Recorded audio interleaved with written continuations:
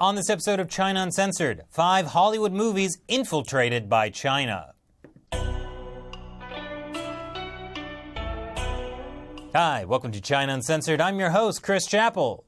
Hollywood seems to have a difficult time dealing with Asia. Mickey Rooney as a Japanese man. Who could have imagined that taping your eyelids and wearing buck-toothed dentures to play a living stereotype would be in poor taste? But we've moved way beyond that now. These days, whenever a story calls for an Asian character, Hollywood just casts a white actor and tells everyone that they're Celtic. It's called whitewashing, taking ethnic characters and making them white. And who cares what anyone thinks? You can see more on that here. But at the same time, Hollywood cares very much about what China thinks. And that's because China is poised to become the world's largest movie market soon. At a predicted $8.3 billion for this year, China's box office is already number 2, just a few billion away from catching up with the US. But the Communist Party of China only allows 34 foreign films a year, and they're subject to strict censorship requirements.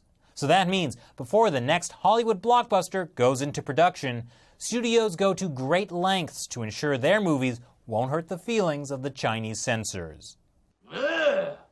That's more better. Like when Angelina Jolie was promoting Maleficent in Shanghai. A reporter asked who's her favorite Chinese director, and she named Ang Lee, and then said, "I'm not sure if you consider Ang Lee Chinese, he's Taiwanese."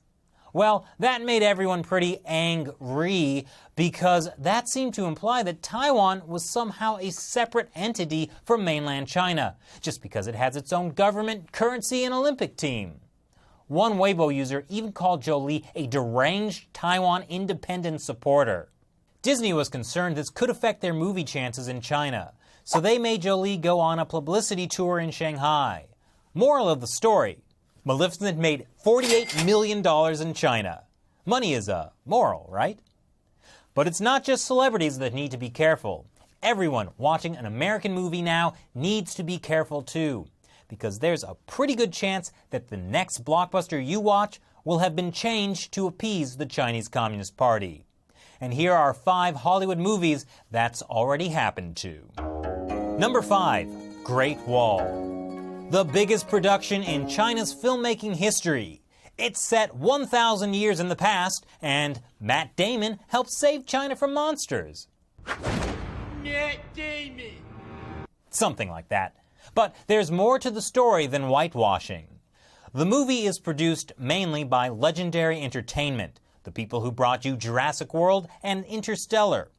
Legendary is an American company, but it was bought earlier this year by the Dalian Wanda Group, the same Chinese company that owns the biggest theater chain in the world.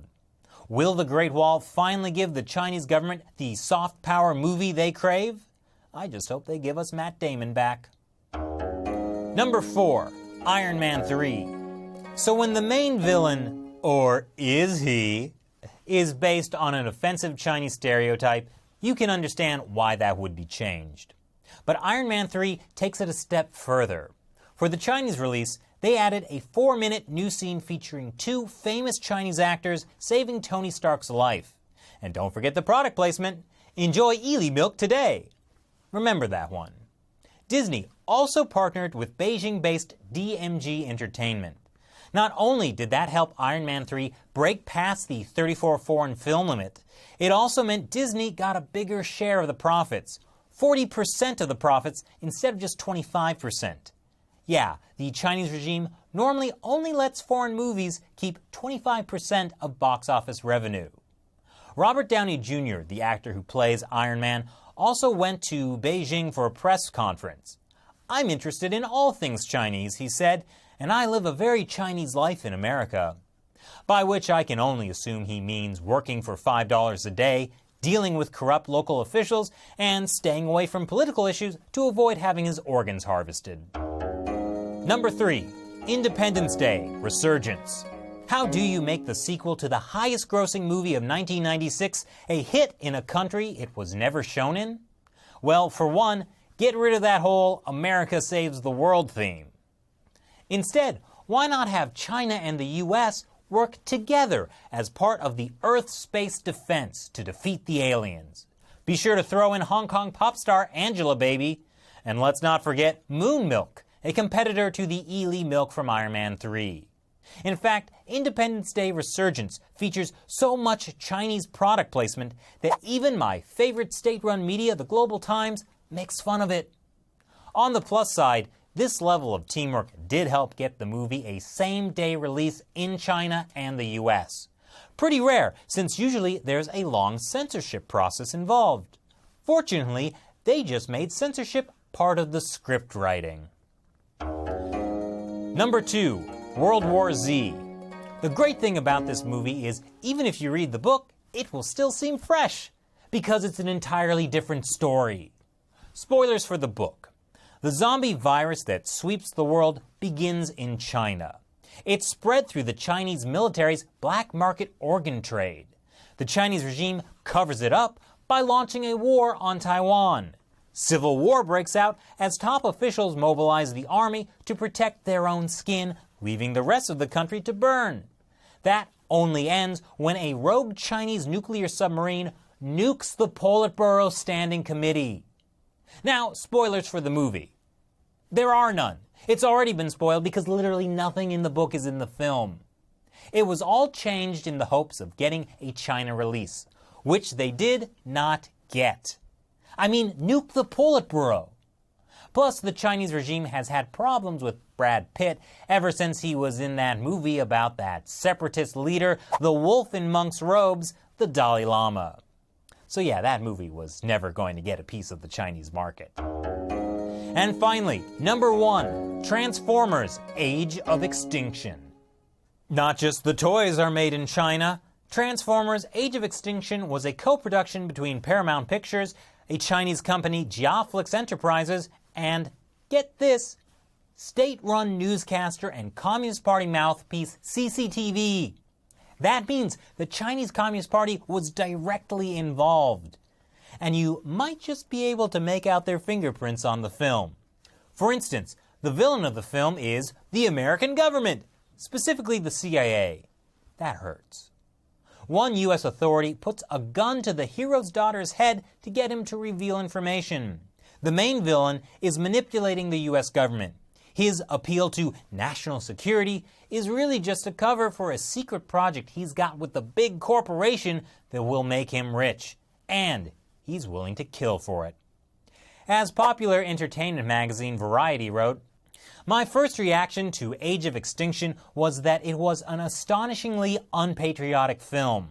But I was wrong. Transformers: Age of Extinction is a very patriotic film.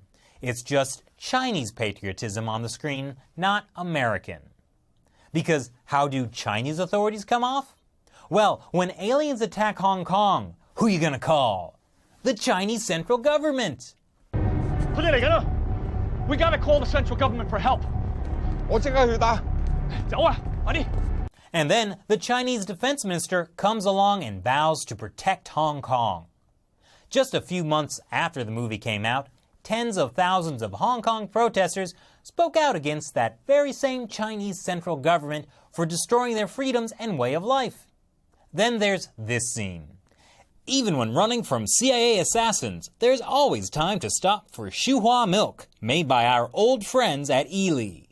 And here you have Mark Wahlberg stopping to use the ATM at his favorite bank, China Construction Bank, in Texas.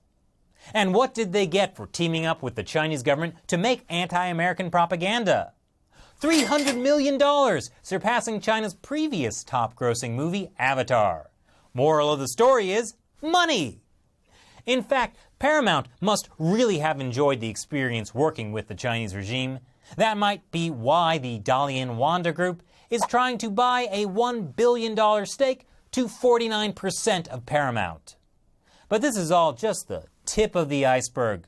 Check out our upcoming episode where we dig deeper into how China's cultural takeover of Hollywood is part of the Communist Party's larger plan to influence and surpass the U.S. So, what do you think of the silver screen turning red? Leave your comments below. Once again, I'm Chris Chappell. See you next time. This episode of China Uncensored is sponsored by Ely Milk.